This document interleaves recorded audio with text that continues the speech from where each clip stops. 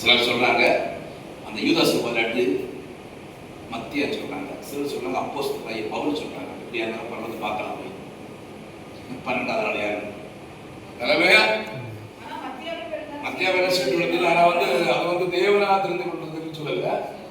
இவர் அப்போஸ்தலன் சொல்றாரு தானே, அவரு தானே அப்போஸ்தலனாகிய பவுல் தான் சொல்றாரு. சரி, இது தேவன் தெரிந்து கொண்ட பாத்திரம்னு சொல்றாரு. தெய்வம் தெரிந்து கொண்ட, அது தெய்வம் தெரிந்து கொண்டது, இவங்களாம் தெரிந்து கொண்டது. இவங்களா போட்டு நமக்குள்ள ஒரு அழுப்போம். சரி இருக்கட்டும். எப்படியா இருந்தாலும் அந்த 12 அப்போஸ்தலர்களை அவர் சொல்றாரு, பவுல் சொல்றாரு, அகரப்பிரமையாகிய நான் அப்போஸ்தலனேன்னு சொல்றாரு கடைசி. சரி, இப்போ 12 பேருக்கு தான் இப்போ இயேசுக்கு அடுத்த ஸ்தானத்தில் இருக்க முடியும். நம்ம என்ன அடுத்தது எவ்வளவுதான் நம்ம, அதனாலதான் நமக்கு அந்த 12ல போக முடியும். அங்க போய் நுழைச்சல அது ஃபிக்ஸட்.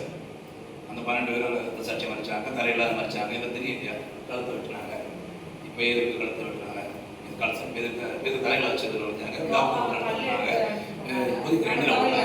அவ்வளோ உபத்திரவங்க அணைஞ்சமா